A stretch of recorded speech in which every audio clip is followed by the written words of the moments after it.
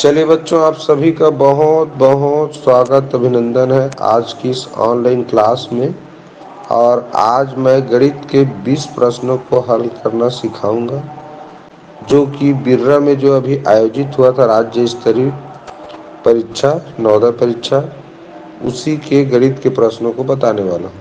ठीक है, तो वीडियो को पूरा ध्यान से देखना, क्योंकि बहुत ही इम्पोर्टेंट प्रश्न पूछा गया था वहाँ। ठीक है, घुमा फिरा वाला। तो प्रश्न को अच्छे से देखना और कमेंट बॉक्स में प्रश्न क्रमांक लिखकर उसका आंसर ABCD के रूप में कौन सा होगा, ये आप लोगों को कमेंट करना है, जो कमेंट बॉक्स दिया है तुम्हारे स्क्रीन पर। ठीक है, तो आज का क्लास शुरू करते हैं और लेते हैं सबसे पहला प्रश्न। देखिए, सबसे पहला प्रथम 20 तक के पूर्ण संख्याओं का योगफल होगा। प्रथम 20 तक के पूर्ण संख्याओं का बोला था, तो प्रथम 20 पूर्ण संख्या होगा बच्चों, 0 से शुरू होकर इस तरह ये लास्ट 19 तक लिखेंगे तो 20 पूर्ण संख्या हो जाएगा। क्योंकि 1 से 19 तक तो 19 हो गया, 0 को भी गिनना है क्योंकि पूर्ण संख्या का शुरुआत 0 से होता है, 0 से होता है। तो मैं तुम लोगों को बताया था कि अगर 20 तक की संख्या को जोड़ना है, 20 तक की संख्या को जोड़ते हैं तो क्या करते हैं, 20 गुणित 21/2। लेकिन हमको 0 है तो 0 को जोड़ने का कोई फायदा नहीं, तो 19 तक को जोड़ना है। तो 19 तक की संख्या जोड़ना है तो क्या करेंगे, 19 गुणित 20/2। तो इस तरह क्या आया, 2 से घटाओगे 20 को तो 10, 19 दहम 190। ऑप्शन डी बच्चों इस प्रश्न का सही उत्तर है। इस प्रश्न में बहुत सारे बच्चे प्रथम 20 तक के पूर्ण संख्या बोल के 1 से 20 तक समझे हैं। और जो बच्चे 1 से 20 तक समझे होंगे वो लोग फिर ऐसे किए होंगे, 20 गुणित 21/2, तो फिर उत्तर 210 आया होगा और ऑप्शन ए में राइट किए होंगे। तो अगर तुम ये 190 ऑप्शन डी सही किए हो तब तुम्हारा उत्तर बिल्कुल सही है। अगर ये पूर्ण संख्या के जगह में प्राकृत संख्या लिखा रहता तब उत्तर 210 आता। प्रथम 20 तक के प्राकृत संख्याओं का योगफल कहता तो उत्तर 210 आता, लेकिन पूर्ण संख्या लिख दिया है। तो पूर्ण संख्या 0 से शुरू होता है, तो 20वें नंबर का संख्या 19 होगा। ठीक, तो ऐसे घुमावदार प्रश्न बच्चों परीक्षा में पूछे जाते हैं। तो ध्यान रखना, प्राकृत संख्या लिखा है कि पूर्ण संख्या लिखा है, इसको अच्छे से पढ़ने के बाद ही उत्तर देना। ठीक, आशा है समझ में आ गया होगा। चलो अगला प्रश्न को पढ़ो, अपने कमेंट बॉक्स में टाइप करके कमेंट प्रश्न क्रमांक लिखो और कौन सा ऑप्शन सही है वो लिखो। देखिए लिखा है यहाँ 3 गुणित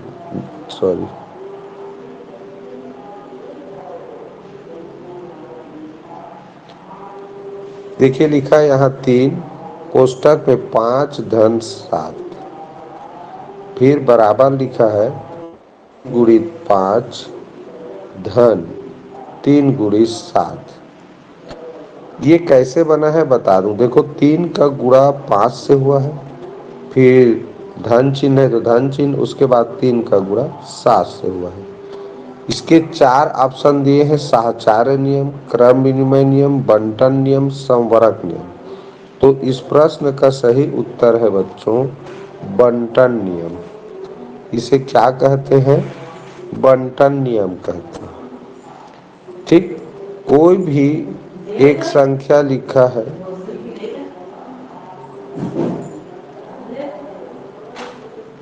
थोड़ा चुप रहना है। कोई भी एक संख्या लिखा है और उस संख्या के साथ मान लो कोई कोष्टक में संख्या लिखा है, और उसके बीच में जोड़ या घटाव का संबंध है। ठीक, तो 4 का बच्चों इस कोष्टक के साथ गुणा माना जाता है। तो गुणा माना जाता है, 9 से गुणा होता है, तो जैसे 4 और 7 से गुणा होगा, धन चिन्ह को धन चिन्ह लिखेंगे। अब 7 से गुणा हो गया, 8 से होगा, तो 4 का गुणा 8 से।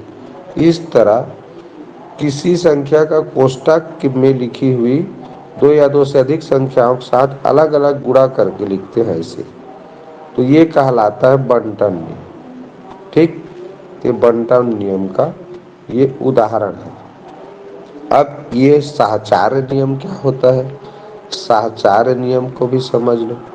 साहचर्य नियम देखो बच्चों, मान लो लिखा है 3 धन 5 धन 7, ऐसे लिखा है। 3 धन 5 धन 7 कोष्टक में है, तो इसको मैं लिख सकता हूँ 3 धन 5, इसे कोष्टक में ले लूँ और 7 को बाहर रख दूँ। तो ये जो 5 है, 5 एक संख्या, देखो पहले बराबर चिन्ह पहले 7 के साथ कोष्टक के अंदर है, अब बराबर चिन्ह के बाद मैंने 5 को 3 के साथ कोष्टक के अंदर कर दिया। तो ये 5 का जो साथी है ना, साहचर्य माने क्या है, साथी बनाना। तो ये 5 7 के घर में चला गया, कोष्टक के अंदर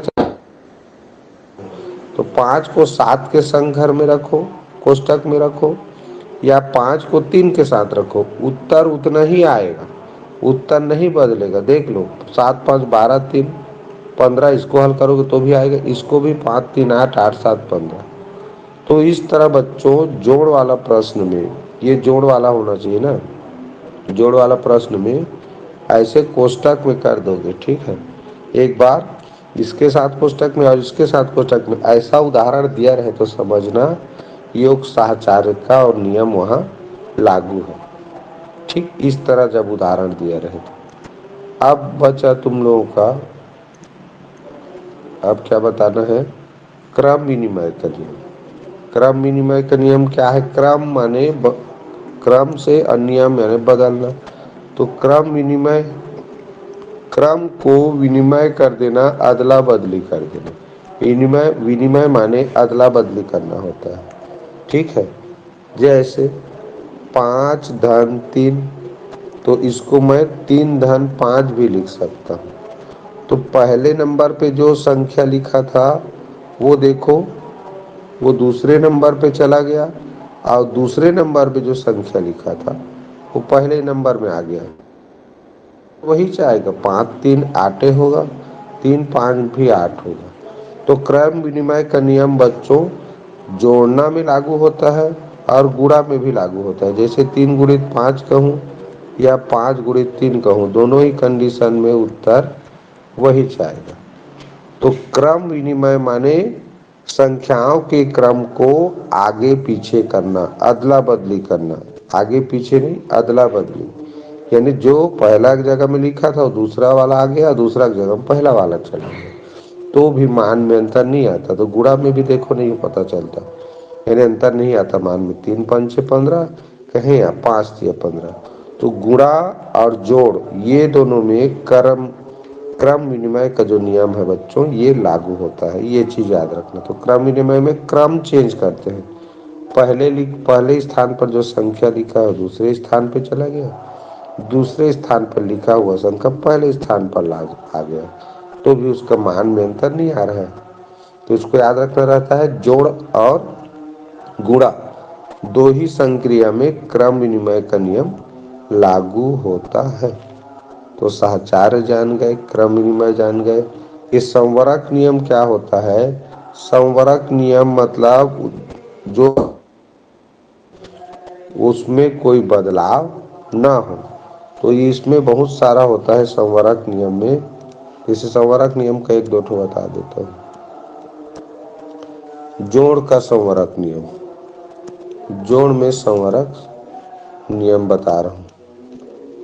तो जोड़ में जैसे मान लो कोई संख्या 5 है, मैं इसके साथ शून्य जोड़ूं तो 5 का 5 ही उत्तर मिलेगा। तो ऐसी संख्या के साथ कोई भी संख्या को जोड़ना घटाना ऐसे करें तो वही संख्या मिले, तो वहाँ पर संवरक नियम लागू होता है। तो जोड़ का संवरक नियम क्या कहता है कि किसी भी संख्या के साथ शून्य जोड़ने पर वही संख्या मिलता है। उसी तरह गुणा का संवरक नियम होता है, गुणा का संवरक नियम। तो गुणा में क्या होता है, मान लो संख्या एक 5 है, इसके साथ मैं 1 का गुणा करूंगा तभी वो संख्या नहीं बदलेगा। कोई भी संख्या के साथ कुछ जोड़ रहे हो, गुणा कर रहे हो, तो वो नहीं बदलता, तब संवरक नियम काम आता है।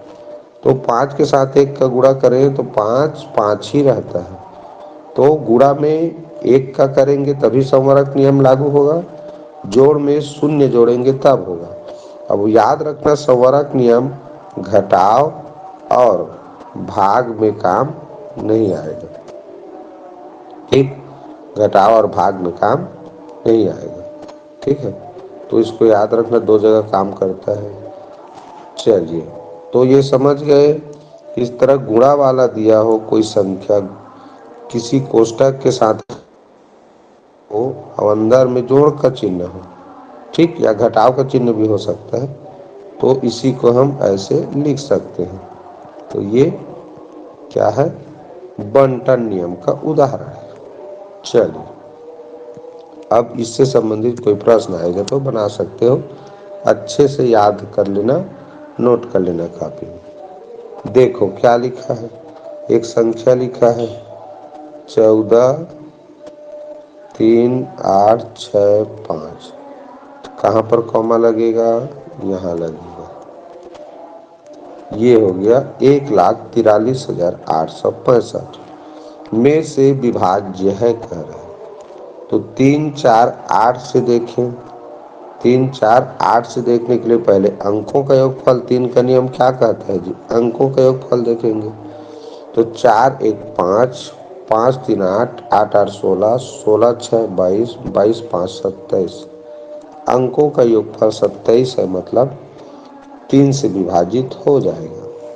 4 से देखें तो इकाई दहाई का देखो क्या लिखा है 65, विषम संख्या है तो विषम संख्या कभी भी 4 और 8 से विभाजित नहीं होता। तो यहाँ देखो ऑप्शन 2 लिखा है, चूंकि ये विषम संख्या है इसीलिए ऑप्शन बी से भी विभाजित नहीं होगा। ऑप्शन सी को देखो, इसमें भी 2 है, इसमें भी 2 है, इसका मतलब इससे भी विभाजित नहीं होगा। तो भाई देखो, सिंपल सी बात, जब option A, option B, option C से विभाजित नहीं हुआ, क्यों नहीं हुआ, क्योंकि ऑप्शन ए में 4 और 8 लिखा है, तो 4 और 8 से सम संख्या ही विभाजित होता है। ऑप्शन बी में 2 लिखा है तो 2 से भी सम संख्या विभाजित होता है। ऑप्शन सी में भी 2 लिखा है तो 2 से सम संख्या विभाजित होता है। जबकि 1,43,865 एक विषम संख्या है, तो विषम संख्या ये क्या बचा, 3 से तो विभाजित हो ही नहीं रहा है, तो ऑप्शन डी से पूरी तरह विभाजित होगा। कैसे, अंकों का योगफल 27 हो रहा है, माने 3 से विभाजित होगा ही। इकाई में 5 है तो 5 से विभाजित होगा ही। अंकों का योगफल 27 9 से भी विभाजित होता है, इसलिए 9 से भी विभाजित होगा। तो इस तरह बच्चों क्या उत्तर मिला, ऑप्शन डी इसका सही उत्तर है। ये जो उत्तर तक पहुंचने का तरीका बताया ना बच्चों, ये तरीका आप लोगों को ध्यान में रखना है। ये क्या जानना है, विभाज्यता का नियम। विभाज्यता का नियम आप लोगों को अच्छे से याद रहना चाहिए, तो आसानी से ऐसे प्रश्नों को हल कर सकते हो। ठीक, और दूसरा चीज, ये सम विषम वाला कि सम संख्या से सम संख्या ही विभाजित होता है, याद रखना। विषम संख्या से सम भी विभाजित हो जाता है, विषम भी विभाजित हो जाता है। तो ये सब चीज तुम लोगों को याद रहेगा तो आसानी से बना सकते हैं। चलो देखते हैं अगला प्रश्न। 0.6 मीटर को किलोमीटर में बदलो। देखो 0.6 मीटर लिखा है, दो तरीका बताऊंगा। तो मीटर लिखा है ना, मीटर, वो मीटर की जगह में कौन है, शून्य है। मीटर की जगह में क्या है, शून्य है। ये चीज को याद रखना, इकाई के स्थान पर जो रहेगा वही यहाँ पर जो भी लिखा है वो है। तो मीटर लिखा है माने वो इकाई वाला स्थान मीटर है। तो किलोमीटर बनाना है तो हमको किलोमीटर तक आना है, इधर किलोमीटर तक, किलो तक। तो मीटर हुआ, मीटर के आगे होता है डेका, डेका के आगे होता है हेक्टो, हेक्टो के आगे होता है किलो। बस किलो बन गया। अब किलो, तो यहाँ से दशमलव को अब हटा देते हैं। देखो क्या बन गया, 0.0006 किलोमीटर। अब ये किलोमीटर बन गया, किलोमीटर बना दिए, किलोमीटर बन गया। कौन से ऑप्शन में है? ऑप्शन ए बच्चों इसका सही उत्तर है। दूसरा तरीका क्या है? दूसरा तरीका भी जान लो भाई। मीटर दिया है कितना? 0.6 मीटर।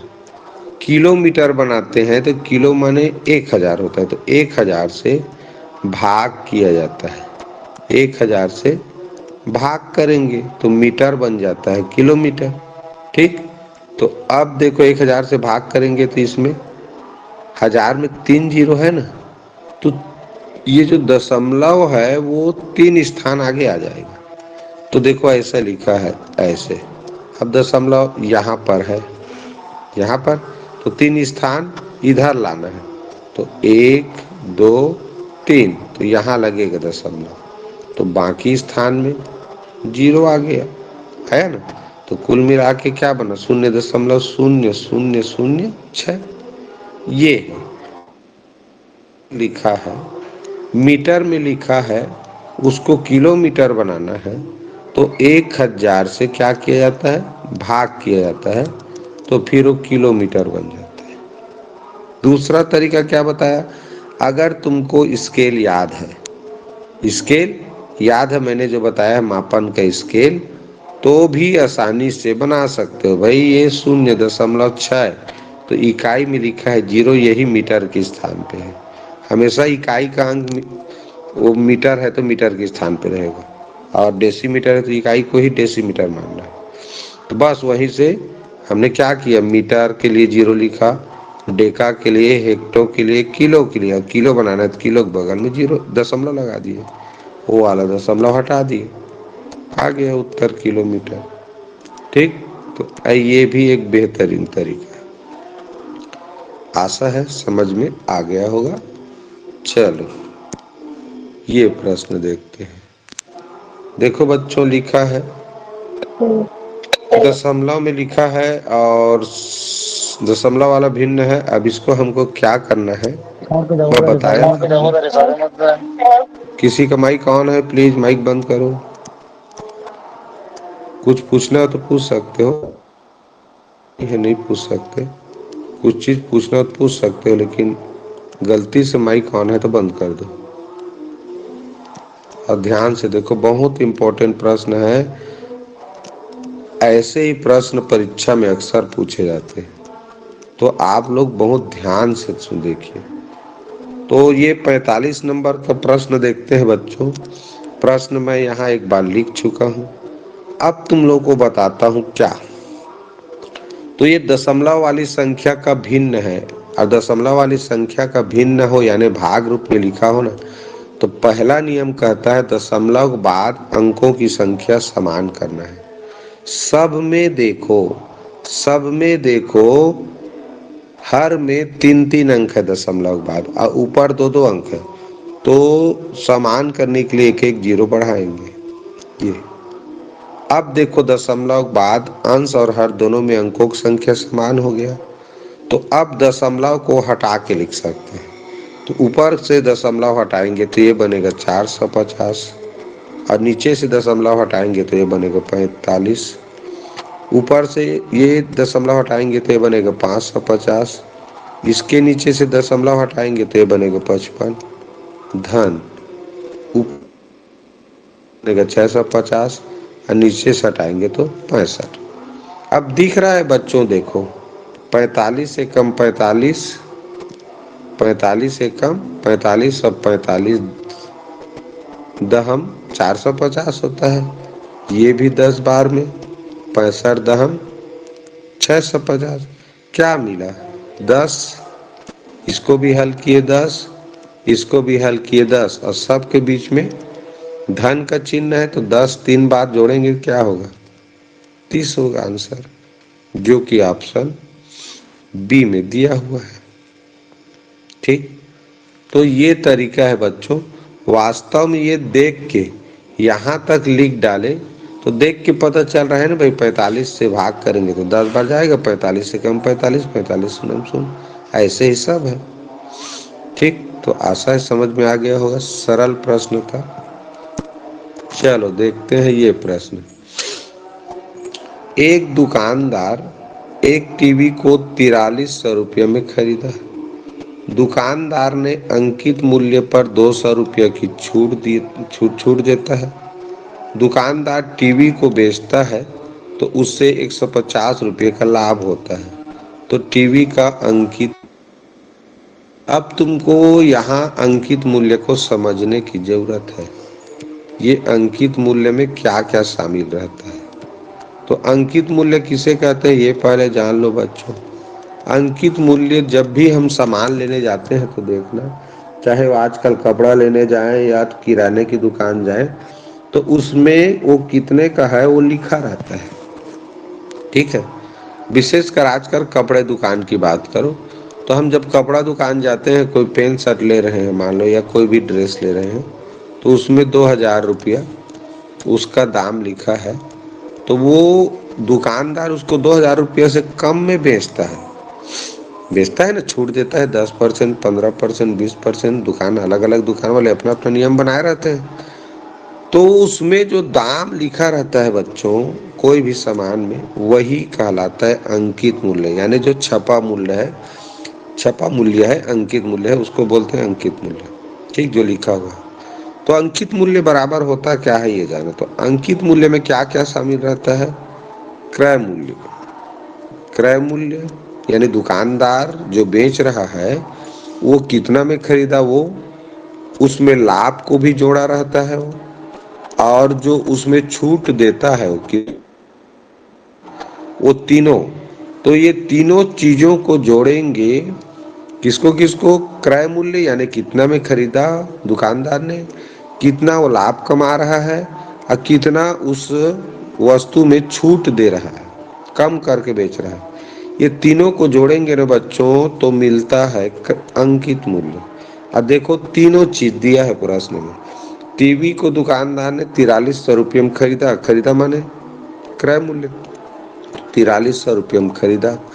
अब लिखा है लाभ भी लिखा है, यहाँ लिखा है देखो 150 रुपये का लाभ होता है तो लाभ भी लिखा है, और 200 रुपये का छूट देता है तो छूट भी लिखा है।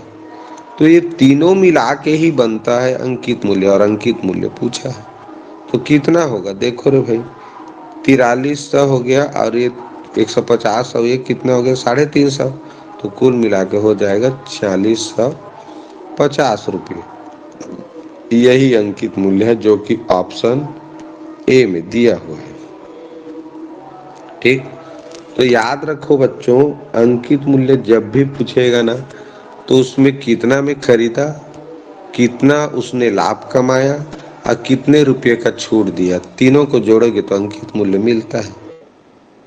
प्रश्न में अंकित मूल्य दे दिया हुआ इसे, अब उसमें से ये दोनों में से कोई 2 ठो दिया रहेगा, 3 ठो दिया है ना, क्रय मूल्य, लाभ और छूट में से 2 ठो पता है तो दोनों को जोड़ के घटाना पड़ता है अंकित मूल्य से, तो छूट पता चल जाएगा। ठीक, लाभ पूछेगा तो लाभ भी निकाल सकते हो, क्रय मूल्य और छूट को घटा दो। ठीक, क्रय मूल्य पूछेगा तो लाभ और छूट को जोड़ के घटा दो इसमें से, अंकित मूल्य में से। तो इस तरह से अंकित मूल्य संबंधित प्रश्न को बना सकते हैं। ठीक, तो याद रखना अंकित मूल्य बराबर क्या होता है? क्रय मूल्य, लाभ और छूट तीनों का योगफल करेंगे तो अंकित मूल्य मिलता है। चलिए अगला प्रश्न देखते हैं।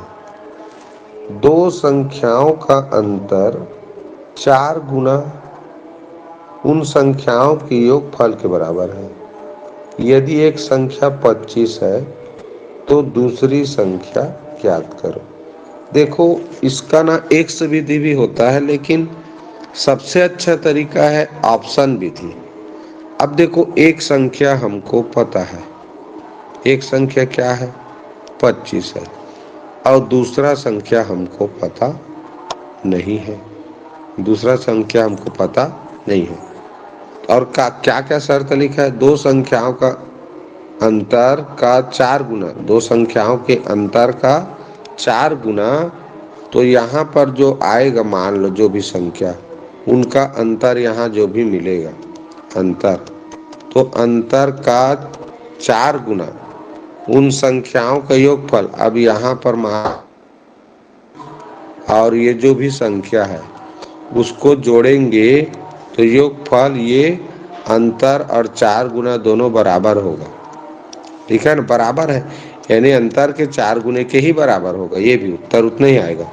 दो संख्या को जोड़े तो उन दोनों संख्या का अंतर का 4 गुना, ये दोनों संख्या को जोड़े तो अंतर के 4 गुना के बराबर ही होगा। यदि एक संख्या 25 है तो दूसरी संख्या, आप देखो ये दूसरी संख्या की जगह में लिख के दिखना है और कुछ नहीं करना है। तो चलो देखते हैं लिख के। मान लो तुम 5 लिखते हो, उदाहरण के लिए 5 लिख दिए, 5 लिख दिए तो पहले तो अंतर लिखा है, तो अंतर क्या आएगा भाई, स्वाभाविक सी बात है कि अगर यहाँ 5 लिखते हो तो अंतर 20 आ रहा है। अब 20 का 4 गुना माने 4 से गुणा करोगे तो क्या आया 80 आया।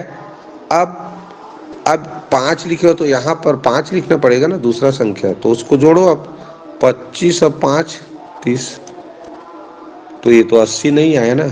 यहाँ तो ये अंतर का 4 गुना और ये दोनों संख्या जोड़े तो बराबर आना चाहिए, लिखा है योगफल बराबर होना चाहिए, अंतर का 4 गुना और उन संख्याओं का योगफल दोनों बराबर, ये तब तो 80 आया, लेकिन योगफल 30 आ गया, मतलब 5 वो संख्या नहीं है। अब दूसरा ऑप्शन रख के देखते हैं, दूसरा ऑप्शन कौन सा रखें, अगला को देखते हैं। 10 रखोगे तो अंतर कितना आएगा 15, अब 15 का 4 गुना करोगे तो 60। अब यहाँ तुम 10 रखोगे तो ये तो 35 आ रहा, कितना आ रहा है 35, तो 60 नहीं आया, मतलब ये भी उत्तर नहीं होगा, ये भी उत्तर नहीं होगा। चलिए अब दूसरा देखते हैं, 15 रखो। अब 15 और 25 का अंतर कितना आया 10, 10 का 4 गुना करोगे क्या आएगा 40। क्लियर। अब यहाँ 15 लिखोगे तो 15 और 25 का योगफल 40। तो देखो दोनों संख्या बराबर है ना भाई, ये दोनों संख्या के अंतर का 4 गुना किए तो भी 40 मिला और उन दोनों संख्याओं को जोड़े तो भी 40 मिला। तो यही बच्चों ऑप्शन सी इसका उत्तर है। क्लियर। तो ये है बच्चों इस प्रश्न का आंसर। तो ऐसे प्रश्नों को ऑप्शन विधि से हल कर लेना, ऑप्शन विधि ज़्यादा बेटर रहता है, क्योंकि एक सौ मानने वाला विधि में बहुत बच्चे नहीं कर पाते, गलती कर डालते पक्षांतर करते समय या मानते समय। भाई तुम एक मान लो, एक तो संख्या दे दिया है 25, अब दूसरा संख्या को तुम मान लो x मानोगे, x मानोगे तो अंतर फिर ना, तो अंतर क्या आएगा, तो अंतर यही 6, 25 ऋण x का गुणा 4 करना है, ये अंतर का 4 गुना। ठीक, तो ऐसे विधि में नहीं बना सकते, थोड़ा कठिन होता है। तो सबसे अच्छा विधि है ऑप्शन विधि। हमको समझना है दो संख्याओं का अंतर कह रहा है, यानी दोनों संख्या घटाएं तो जो भी मिलेगा वो अंतर है, और उसका 4 गुना तो 4 से गुणा करेंगे तो ऑप्शन में रखते जाएंगे, अंतर आएगा उसका 4 से गुणा करेंगे, फिर दोनों संख्या जोड़ेंगे, जो भी ऑप्शन में चुने रहोगे बरोबर आना चाहिए था। क्लियर। चलो, रामू सुबह घर से, ये मान लो रामू का घर है, ठीक है, ये रामू का घर है, घर से 40 मिनट तक पैदल चला, तो वो 40 मिनट पैदल चला, ये इधर जा रहा है अब जी।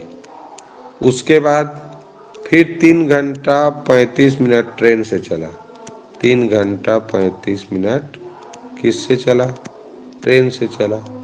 उसके बाद देखें तथा 2 घंटे 10 मिनट बस से, 2 घंटा 10 मिनट बस से चला, तय कर, हाँ बस से यात्रा करके 30 में पहुंचा। अब यहाँ दोपहर हो गया, अब वो 1 बज के 30 मिनट, यानी इतने बजे दोपहर में वो शहर पहुंचा। ठीक, तो सुबह रामू कितने बजे घर से निकला था ये पूछा है। तो देखो पहुंचने का टाइम हमको पता है, 1 बज के 30 मिनट दोपहर में वो पहुंचा, लेकिन वो घर से कितने बजे निकला था ये पता नहीं है। तो जब भी बच्चों निकलने का समय पूछे और लास्ट समय पता है पहुंचने का, तो पहुंचने के समय में ये कुल कितना यात्रा किया, वो कितने समय तक यात्रा किया उसको घटाते हैं। अब चूंकि ये दोपहर का है और निकला था सुबह का निकला था ना, तो सुबह का निकला था तो इसमें 12 जोड़ना पड़ेगा, क्योंकि 12 बजे के बाद है, तो 12 जोड़ेंगे इसमें तो कितना हो जाएगा, 13 30 हो जाएगा। रुको इधर जोड़ देते हैं, यहाँ जोड़ लेता हूँ। 1 12 जोड़ दें तो क्या हो जाएगा, 13 घंटा 30 मिनट का सर। ठीक है, अब कितना यात्रा किया उसको जोड़े, तो ये 40 मिनट, ये मिनट 40 मिनट और 10 मिनट कितना हो गया, 50, 50 30 85, तो 85 मिनट हो गया। और घंटा कितना है, 3 घंटा 2 घंटा, तो 5 घंटा हो गया। 5 घंटा 85 मिनट, लेकिन 85 मिनट नहीं होता जानते हो, 60 मिनट को घंटा बना देते हैं, तो इसमें से 60 निकाल देंगे तो कितना बचेगा, 25, यानी 6 घंटा 25 मिनट हुआ। ठीक, इसी को घटाना है किस में, ये 13 30 में से 6 25 घटाएंगे तो क्या बचेगा, 30 में से 25 गया 5, और 13 में से 6 गया 7, यानी 5 है ऐसे, 7 बज के 5 मिनट में वो सुबह निकला था। तो कौन सा लिखा है, देखो ये ऑप्शन सी बिल्कुल सही उत्तर है।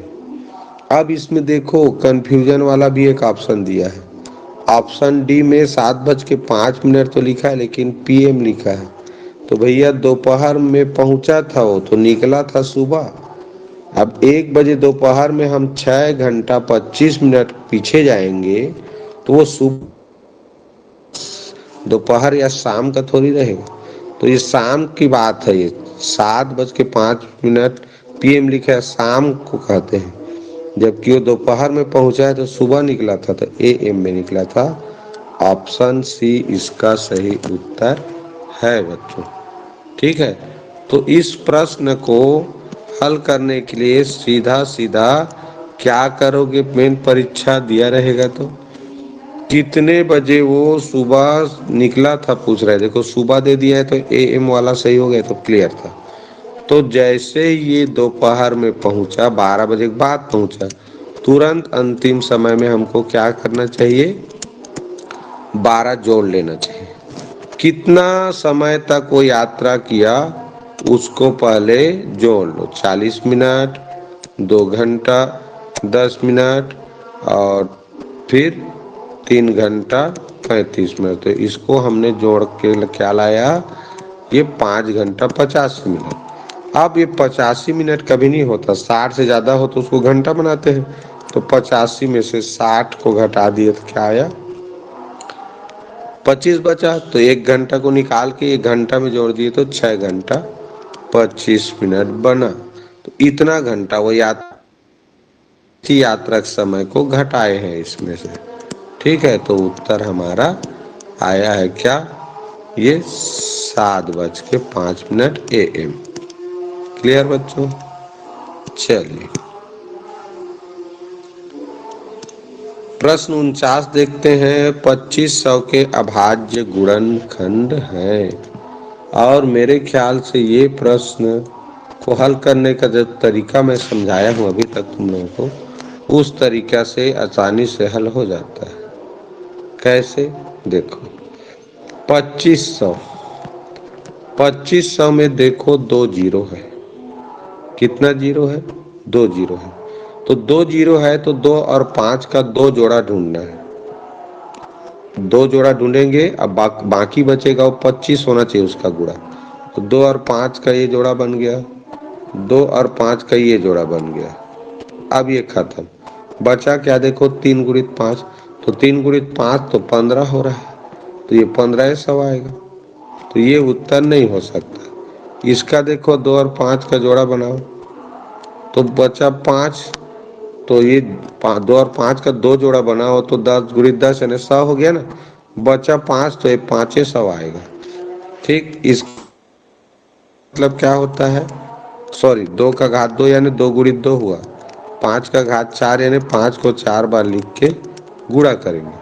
तो इस 2 का गुणा जोड़ा बन गया 10 बन गया, इस 2 का जोड़ा बन गया 10 बन गया। तो 10 गुणित 10 हो गया 100। अब बचा क्या है? देखो 5 गुणित 5 बचा है ना, यानी 5 पंचे 25, तो 2500 आ गया उत्तर। यही बच्चों इसका आंसर है। क्लियर? तो जब भी इस तरह 100 हो, यानी लास्ट में 2 जीरो हो या 3 जीरो हो, 3 जीरो हो तो 3 ठो जोड़ा बनेगा 2 और 5 का। 2 जीरो हो तो 2 जोड़ा बना लो 2 और 5 का। अब बचा वो संख्या, ये शून्य के छोड़कर जो संख्या लिखा है 25, तो 25 आना चाहिए, तो इसी में आ रहा है। इसका भी नहीं आएगा, करके देख लो भाई। 2 का 3 जोड़ा है तो इसमें तो 3 जीरो आएगा, फिक्स है। 3 5 3 तो 5 भी है और 2 3 ठो है, तो 2 और 5 का गुणा करोगे तो 10 10 10 नहीं आएगा जी। तो ये इसमें कितना आएगा जानते हो? 5000 आएगा। ये 3 5 और 3 ठो 2 का गुणा करके 1000 आ गया। अब बचा एक ठो 5, तो 5000 उत्तर आएगा इसका। तो हमारा ऑप्शन सी यहाँ सही है। अगला प्रश्न देखें 50 नंबर का। 60 अंश के पूरक कोण एवं 60 अंश के संपूरक कोण का योग। तो पूरक कोण और संपूरक कोण अगर अच्छे से पता है तो चुटकी बजाते हल कर सकते हैं। ये तो मैं समझा दूंगा, दिया हूँ कोण वगैरह। तो 60 का पूरक अंश होगा 30 अंश। पूरक कोण मतलब 60 के साथ क्या जोड़े तो ये 90 हो जाए। तो 60 के साथ 90 में 60 को घटा देते हैं, क्या आया? 30। यानी 60 में 30 अंश जोड़ेंगे तो 90 अंश हो जाएगा ना। तो दो कोणों का योगफल एक दूसरे का क्या होता है जी? दो कोणों का योगफल 90 हो तो एक दूसरे के पूरक कोण कहलाते हैं। तो यहाँ पर 60 अंश में 30 अंश जोड़ेंगे तभी तो 90 होगा। अब 60 अंश के संपूरक कोण लिखा है। संपूरक कोण कब होगा? जब 180 अंश होगा। तो 180 में से 60 को घटाना पड़ेगा, तो 120 आया। तो इस तरह 120 अंश होगा संपूरक कोण 60 अंश का, और 60 अंश का पूरक कोण आया 30। दोनों का योग कह रहा है, सिंपल सी है। क्या आएगा? 150 अंश। ऑप्शन ए बच्चों ही उत्तर है।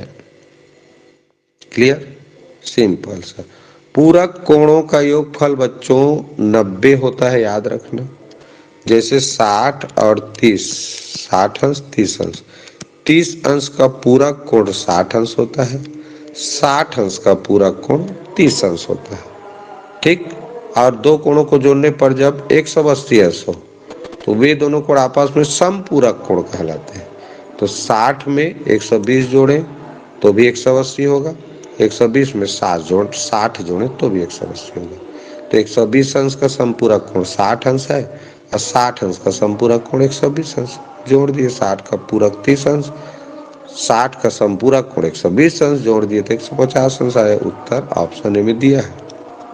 ये प्रश्न है हमारा 51 नंबर का। 1.25 का सरलतम भिन्न नहीं है वो ढूंढना है। तो अभी बताया हूं मैं क्या, 1.25 को अगर भिन्न में बदले तो दशमलव के नीचे एक, बाकी अंक दशमलव हटाने पर क्या बना? 125/100। सरल करें तो 25 पंचे 25 चौ यानी 5/4। मिश्र भिन्न बनाए तो ये क्या बना, 1 सही 1/4। अब देखो ये 4/5 आया क्या, 5/4 आया था। तो ये 4/5 नहीं हो सकता, एक ये 1.25 का सरलतम भिन्न, तो यही नहीं हो सकता, इसलिए यही आंसर है।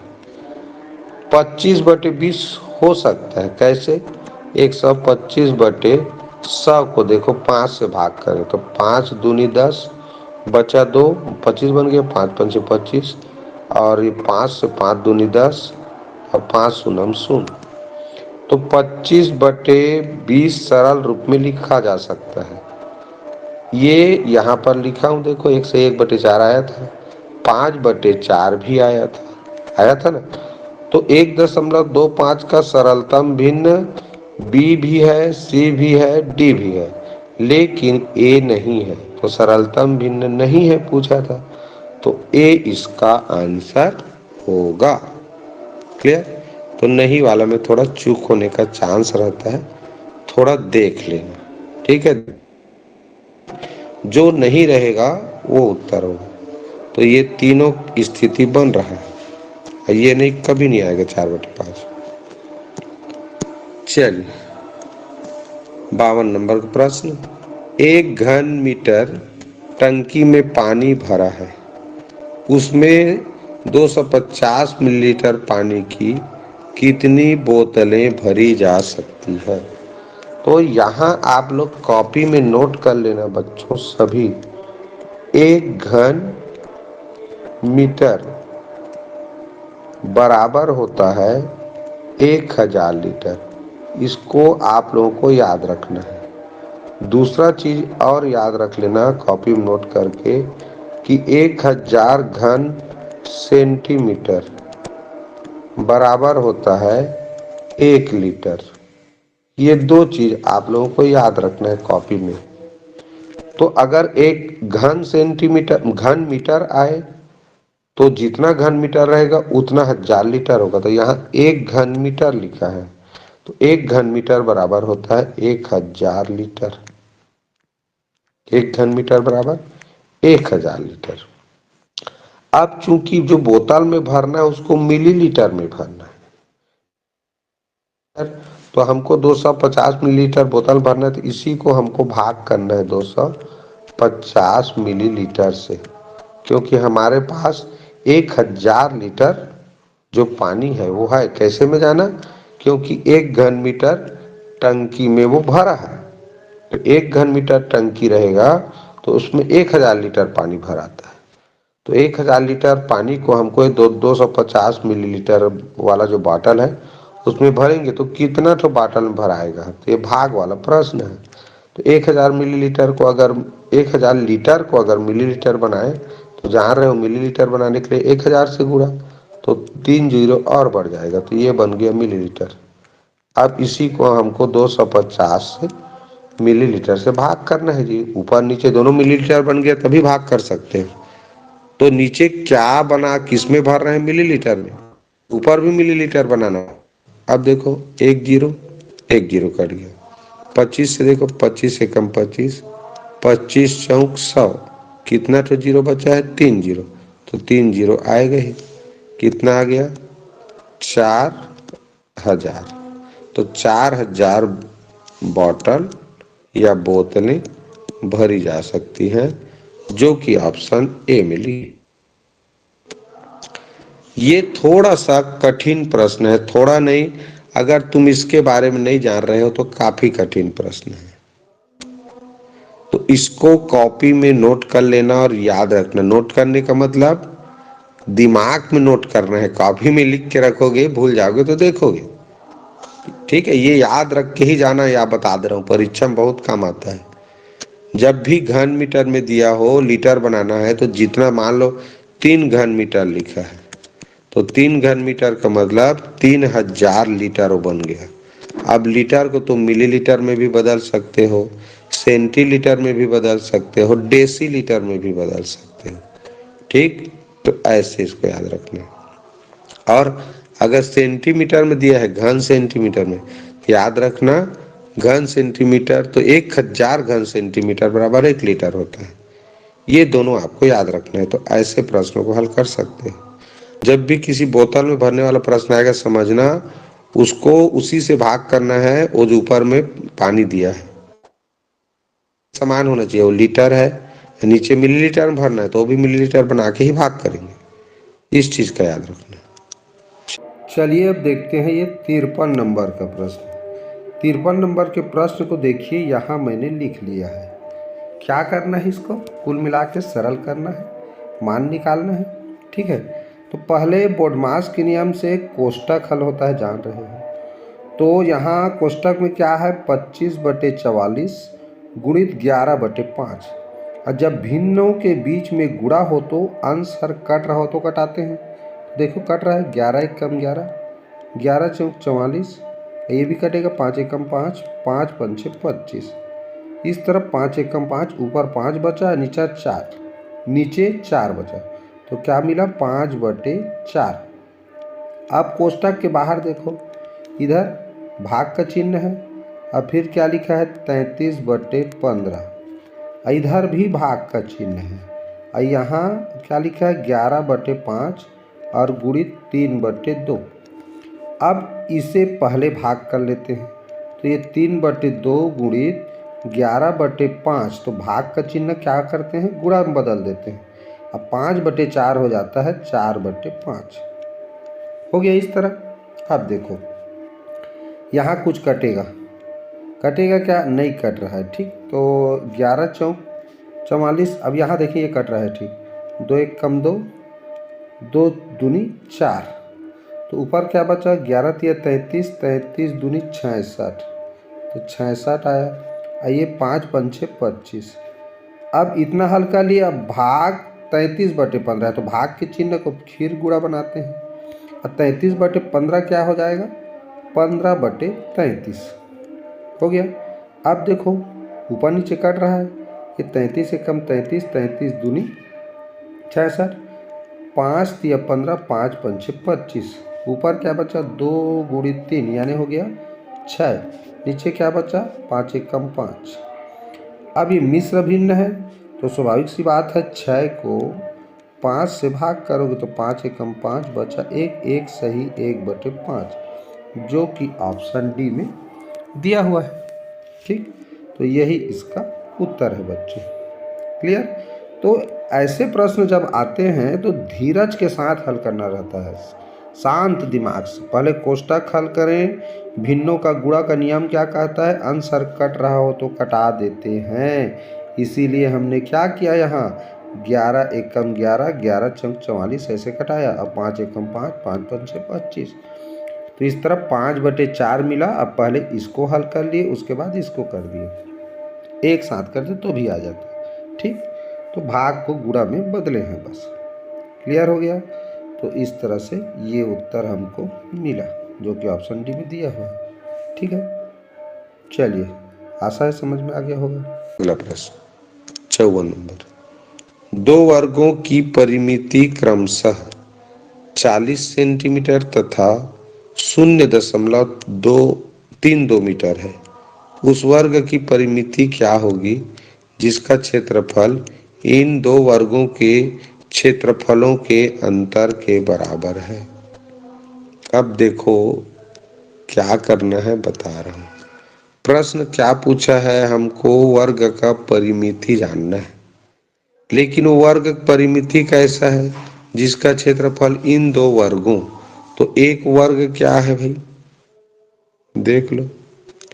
एक वर्ग की परिमिति दिया है 40 सेंटीमीटर, पहला वर्ग हो गया। दूसरा वर्ग है, दूसरा वर्ग का परिमिति कितना दिया है, 0.32 मीटर में है ये। ठीक है, मीटर है, तो वर्ग की परिमिति क्या होगी कह रहा है। अब ये भी परिमिति है दूसरा वर्ग का और ये भी है, तो उस वर्ग की परिमिति उन दोनों वर्गों के क्षेत्रफल के अंतर के बराबर है। तो एक वर्ग है, इसका क्षेत्रफल निकालेंगे पहले इनका क्या जानकर, क्षेत्रफल जानकर, क्योंकि दोनों वर्गों का क्षेत्रफल निकालना पड़ेगा तभी तो अंतर करेंगे। तो उसका क्षेत्रफल निकालेंगे, फिर परिमिति ज्ञात करेंगे। बहुत लंबा चौड़ा प्रश्न है। चलो देखिए, तो मैं क्या बोला हूँ, यहाँ परिमिति जान रहे हैं तो भुजा जानना पड़ेगा भाई क्षेत्रफल जानने के लिए। वर्ग का क्षेत्रफल जानना है तो वर्ग का क्षेत्रफल बराबर क्या होता है, भुजा गुणित भुजा, या कहें भुजा का वर्ग। ठीक, तो भुजा जानेंगे तो 4 से भाग कर दो रे भाई, परिमिति में 4 तो भुजा जुड़ा रहता है, तो 4 दहम यानी कि ये 10 सेंटीमीटर इसका भुजा है। तो इस वर्ग का क्षेत्रफल क्या होगा जी, 10 गुणित 10 यानी 100, तो 100 वर्ग सेंटीमीटर क्या हो गया, इसका क्षेत्रफल मिल गया। पहला का क्षेत्रफल क्या मिला, 100 वर्ग सेंटीमीटर। कैसे जाने, परिमिति को 4 से भाग करते हैं वर्ग की परिमिति को तो भुजा मिल जाता है, भुजा का गुणा भुजा से करते हैं तो क्षेत्रफल मिल जाता है। इस तरह क्षेत्रफल ज्ञात किए। अब इसका ये भी परिमिति है, ठीक, तो इसको भी 4 से भाग करेंगे तो 0.32 को अगर 4 से भाग करोगे तो उत्तर आएगा 4 अट्ठे 32 यानी हो जाएगा 0.08। 0.08 नहीं आएगा, 0.8 आएगा। चलो ये आएगा 0.8। ठीक, करके देखें, रुको, ये 0.08 इसको करके ही तुम लोगों को दिखा देता हूँ ना। 0.8 ठीक किया था, यहाँ भाग कर देता हूँ 0 चलो 0.32 को 4 से भाग करना है तो पहले इकाई लेंगे, शून्य बार जाएगा तो ये हो गया, शून्य बचेगा। अब उतारेंगे 3 तो फिर शून्य बार जाएगा दशमलव लगा के, तो 3 बचा, उतारेंगे तो 30 बार 8 आएगा। तो इस तरह उत्तर आया 0.08। तो 0.08 मीटर है ये। क्या है ये, मीटर में आया। लेकिन ये वाला पहला वाला क्या है, पहला वाला देखो सेंटीमीटर है, क्षेत्रफल सेंटीमीटर है, तो अंतर जानना है, घटा होना चाहिए। तो इस तरह ये 0.08 को, ये मीटर है तो सेंटीमीटर बनाने के लिए 100 से गुणा होता है, तो ये क्या बन जाएगा 8 सेंटीमीटर। क्या बन जाएगा 8 सेंटीमीटर। तो इस तरह इसको बदले तो क्या बना 8 सेंटीमीटर, 8 सेंटीमीटर। तो ये मिल गया भुजा, तो एक भुजा 8 है तो ये भुजा भी 8 सेंटीमीटर होगा। तो क्षेत्रफल 8 अट्ठे 64, तो ये हो गया 64 वर्ग सेंटीमीटर। अब दोनों का क्षेत्रफल मिल गया तो क्षेत्रफल का अंतर करना है लिखा है, तो 100 में से 64 घटाएंगे क्या आएगा 36 वर्ग सेंटीमीटर। अब अंतर के बराबर है क्या, ये जो वर्ग है उसका क्षेत्रफल, तो इसका क्षेत्रफल हो गया 36 वर्ग सेंटीमीटर।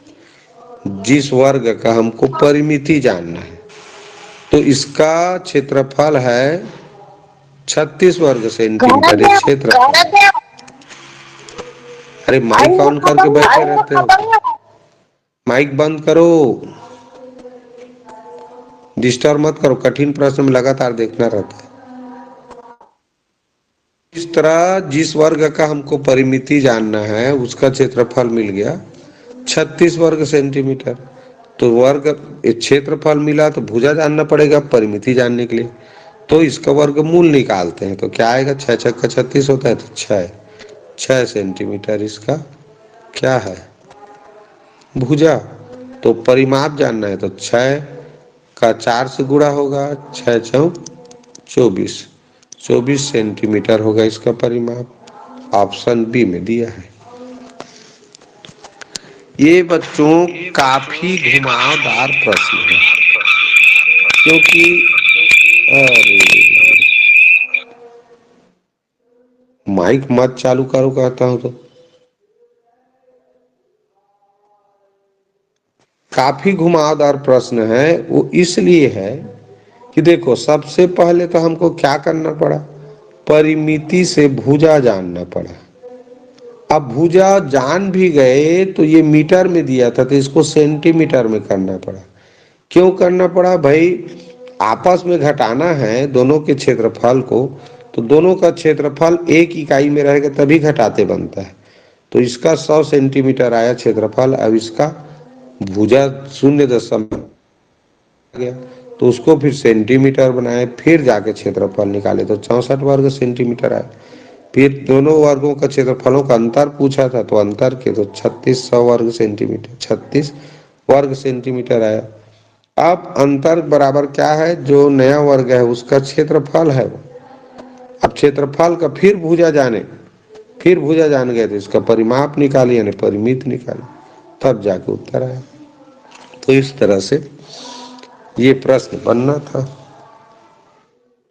चलिए अगला प्रश्न देखिए, 55 नंबर का प्रश्न देखते हैं। देखिए प्रश्न लिखा है 325 बटे 100, फिर 175 बटे 100, फिर लिखा है 625 बटे 100, फिर लिखा है 535 बटे 100, उसके बाद ऋण लिखा है 125 बटे 100। तो देखो हर समान है, सब में 100 100 100 100 लिखा है, तो हर समान हो तो हर तो वही जाएगा भाई, हर समान हो तो हर नहीं बदलता। अंशों को जोड़ते और घटाते हैं क्योंकि एक घटाव का चिन्ह भी, तो ये धनात्मक है, ये धनात्मक संख्या भी लेते हैं। तो 325 और 175, 625 और 535, इसी को हमको जोड़ना है। तो 5 छक 20 हुआ, हासिल 2। अब 7 2 9 9 2 11 11 3 14 14 या 2 16, हासिल 1 3 1 4 4 6 10 10 5 15 15 1 16, 1660 हुआ। कितना हुआ, 1660, ये 1660। अब इसमें से हमको ये 125 ऋण है तो उसको घटाना पड़ेगा, तो 125 को घटा लेते हैं। 10 में से 5 गया 5, 6 में से 3 गया 3, इस तरह ये हो गया 5, 1535। 1500 कितना आया, 35। अब 1535 को 100 से भाग करोगे, किससे, 100 लघुत्तम है ना, तो 100 से भाग करोगे तो देखो क्या आता है, ये 1535 को 100 से भाग करोगे तो ये 15 तो आएगा ही, क्या बचेगा, 35 शेष बचेगा, अब बचेगा 100। अब इसको भाग करो, 5 सत्ते 5 यानी 15 सही 7 बटे 20, तो इसमें नहीं लिखा है, इसका मतलब ये प्रिंट मिस्टेक है। ठीक है, पहली बात, ऊपर 85 आ ही नहीं सकता, ऊपर 85 नहीं आएगा, ये 35 आएगा, और नीचे 100 आना गारंटी है। क्यों, क्योंकि हर में 100 लिखा है, ऊपर 35 आएगा ये तय है। अब इसको सरल करते तो 7 बटे 20 आ जाता है, लेकिन 15 सही आएगा, एक भी तय है, तो इसमें 15 देखो सही के रूप में नहीं लिखा है, मतलब ये बच्चों इस प्रश्न का ऑप्शन गलत प्रिंट हुआ है। ठीक है, इसका सही उत्तर आता 15 सही या तो 35 बटे 100 आता, और सरल करते तो 15 सही 7 बटे 20 आता। ये वास्तव में सही उत्तर है, लेकिन ऑप्शन में नहीं है, इसका मतलब ऑप्शन गलत प्रिंट हुआ है। क्लियर, याद रखते इसको। चलो देखते हैं, 56 3.75 गुणित 2.25 धन 2.0.2 गुणित 0.25 का मान, माने सिंपल सा है, 7 5 का गुणा करना है 2.25 से, इसको गुणा करेंगे और फिर गुणा करेंगे 0.02 का गुणा करेंगे 0.25 से, और दोनों को फिर क्या करना है, बीच में जोड़ना है। बोडमास का नियम कहता है गुणा पहले करो फिर जोड़ो। तो गुणा कर लो भाई, 25 दूनी 50, 25 दूनी 50। इधर 2 अंक है दशमलव के बाद, इधर 2 अंक है तो 4 अंक होना चाहिए। तो ये कुल मिला के यहाँ पर आएगा दशमलव। ये देखो 4 अंक हो गया, तो 0.0050 आएगा। 4 अंक होना था दशमलव के आगे, ठीक, दशमलव के इधर बाद में, क्योंकि इसमें 2 अंक है और इसमें भी 2 अंक है। तो 25 दूनी 50 हुआ। दशमलव लगाने का नियम कहता है दशमलव के बाद कुल 4 अंक है तो दशमलव 4 अंक के आगे में लगाते हैं, तो नहीं रहता अंक तो शून्य लगाते हैं। अब इसको गुणा करें, ये कितना है, 2 है। चलो 5 पंचे 25 हासिल 2, 5 सत्ते 35, 35 2 37 हासिल 3, 5 तिया 15 3 18, इकाई में शून्य, 2 का गुणा। तो 2 पंचे 10 हासिल 1, 2 सत्ते 14 1 15 7, तो इकाई दहाई में शून्य करेंगे, 2 का गुणा करना है फिर, तो वही जाएगा क्या, ये। चलो इसको थोड़ा मिटा देता हूँ मैं, जगह नहीं बन रहा, हमको ये उत्तर मिल गया है। चलो ये हो गया। अब इसको जोड़ेंगे, जोड़ लेते हैं। 5 7 8 5 13 और 7 1 8, 8 1 9, 9 5 14, ये हो गया 8। दशमलव देखो 2 अंक 2 अंक 4 अंक के आगे, तो ये मिला 8.4375, ठीक, समझ में आ गया। अब इसी को जोड़ना है भाई, क्या, दशमलव बाद 0050, 5 7 5 12, 4 हो गया 4.8, 8.4। तो कह रहा है लगभग है, लगभग पूछेगा तो दशमलव के बाद अंक नहीं लिखा जाता। तो दशमलव के बाद देखो क्या है, 4 है। अगर वो 5 या 5 से बड़ा अंक रहता तो इकाई में 1 जोड़ते, क्योंकि दशमलव के बाद 4 है तो उनको नहीं लिखते। तो क्या बचा, 8 बचा। ऑप्शन बी बच्चों इसका सही उत्तर है, 8 इसका आंसर है। इस तरह से ये प्रश्न बन सकता था। दूसरा तरीका देखें तो ये मान लो इसका उत्तर आया कितना, ये तो सरलता से ला सकते थे। अगर 3.75 को मैं 4 मान लूँ और 2.25 को क्या मानूंगा, 2 मानूंगा। क्यों मानूंगा, क्योंकि दशमलव बाद इसमें 5 से छोटा अंक है, इसके भी दशमलव बाद चूंकि 5 से बड़ा अंक था इसलिए 3 को 4 मान लिया मैंने। तो क्या बना, 4 दूनी 8। अब 8 में अगर 8 के में दशमलव ऐसे लगाते तो देखो दशमलव बाद क्या था जी, 5 से छोटा अंक था, इसीलिए केवल 8 आया। तो ये एक शॉर्ट ट्रिक है। शॉर्ट ट्रिक से कैसे हल किया, एक बार फिर से बता देता हूं मैं। शॉर्ट ट्रिक क्या अपनाया इसके लिए, तो देखो ये 3.75 गुणित 2.25 ऐसे लिखा, इसका गुणा करना है। तो लगभग मान करते समय दशमलव बाद यदि 5 से बड़ा अंक है, ठीक, दशमलव बाद 10वें स्थान में 5 से बड़ा हो तो इकाई में 1 जुड़ जाता है, तो इसको 4 मानेंगे। उसी तरह 2.25 में दशमलव बाद 10वें स्थान पे 5 से छोटा है तो ये 2 का 2 ही रहेगा, इकाई में नहीं जोड़ेंगे। तो इस तरह कितना है उत्तर, 4 दूनी 8। इसका उत्तर आ गया 4 दूनी 8। अब ये 0.02, तो दशमलव बाद देखो 5 से छोटा है तो इसको कुछ इकाई में कुछ नहीं जोड़ेंगे तो ये 1 जीरो रहेगा।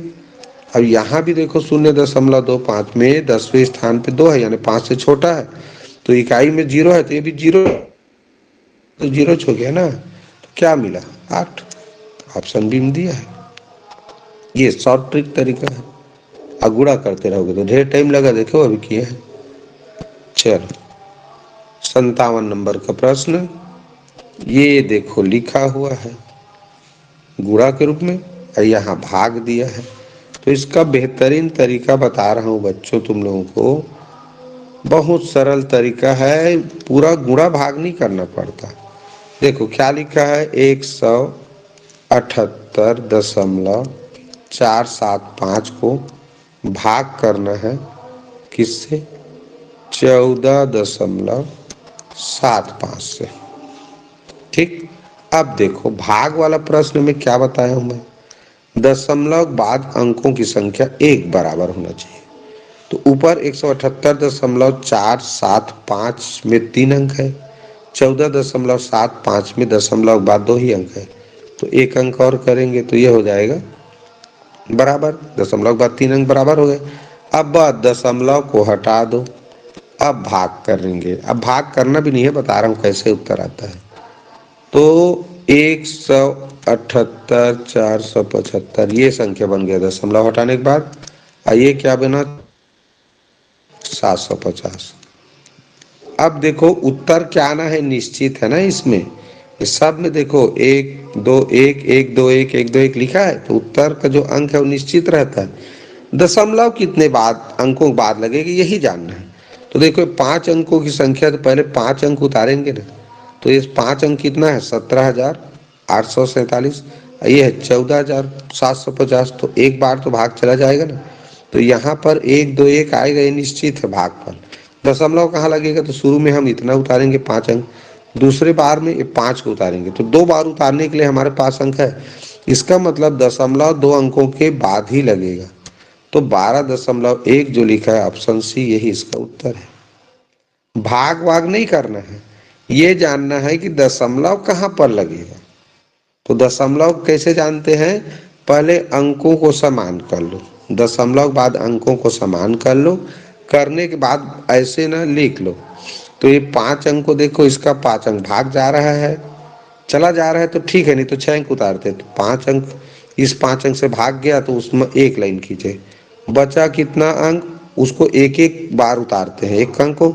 तो फिर देखिए तो 2 ही ग्रुप मिला हमको, शुरू में 5 अंक उतार लिए, दूसरे में 5 को, तो के बाद इसका मतलब दशमलव लगेगा, ये पता चल गया, क्योंकि पूरा अंक उतारने के बाद ही दशमलव लगाते हैं। तो यही बच्चों इसका आंसर है ऑप्शन सी। चलो देखिए 56 नंबर का प्रश्न, ये तो बता चुके हैं। 57 नंबर का प्रश्न, अरे ये भी हो गया, रिपीट कर दिए क्या, 58। चलो देखो बच्चों 58 नंबर का प्रश्न, 1 अरब का रहता है, 1 अरब ऐसे लिख दो जी, 45 लाख। अब देखो अरब के बाद आता है करोड़ का स्थान छोटा, तो करोड़ नहीं लिखा है, माने करोड़ों के स्थान पर 2 जीरो रहेगा। उसके बाद करोड़ के बाद लाख का स्थान आता है, तो 45 लाख लिखा है, तो लाख के स्थान में 45 लिख दिए। लाख के बाद हजार आता है, तो हजार लिखा है क्या, नहीं लिखा है, तो हजार के स्थान पे 2 जीरो रहेगा। अब लाख हजार के बाद क्या आता है, 100, तो लिखा है इसमें 400, तो 400। उसके बाद 15, तो फिर ये 15, यही इसका आंसर है। देखो कहाँ पर लिखा है, 100 45 100 415, 100 45 100 415, ऑप्शन डी इसका सही उत्तर है।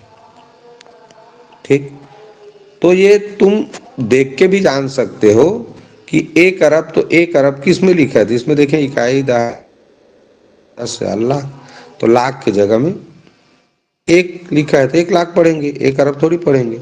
इसको देखें इकाई दहाई सैकड़ा हजार 10,000 लाख 10 लाख करोड़, तो करोड़ की जगह में 1 लिखा है, तो 1 करोड़ लिखा है, तो 1 अरब नहीं लिखा है।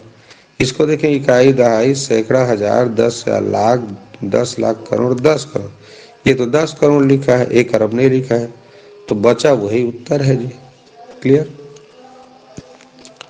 चलो देखो 59 नंबर का प्रश्न, 2 अंकी ऐसी अभाज्य संख्याएं कितनी होगी जिसका प्रत्येक अंक अभाज्य संख्या हो। ये तुम लोगों को बताया था मैं, 4 कुल संख्या होता है, एक होता है 23, एक होता है 53, एक होता है 37 और एक होता है 73। ये 2 अंकों की बच्चों कुल 4 ही संख्या है, इसको याद कर लेना बोला था, अभाज्य संख्या जिसके दोनों अंक अभाज्य है। देखो 23 का 2 भी अभाज्य अंक है, 3 भी, 53 का 5 और 3 दोनों है, ठीक, 37 का 3 और 7 दोनों है, 73 भी।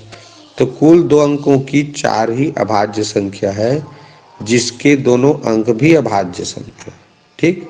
तो ये मैं बार बार कॉपी में नोट भी कर लेना, याद रखना। 4 केवल 2 अंकों की अभाज्य संख्या है जिसके दोनों अंक भी अभाज्य हैं। चलिए बच्चों, और अंत में देखते हैं आज के ऑनलाइन क्लास का यह अंतिम प्रश्न। भाग के प्रश्न में 17 भाजक 17 भागफल 145 और शेष फल 13 है तो भाज्य।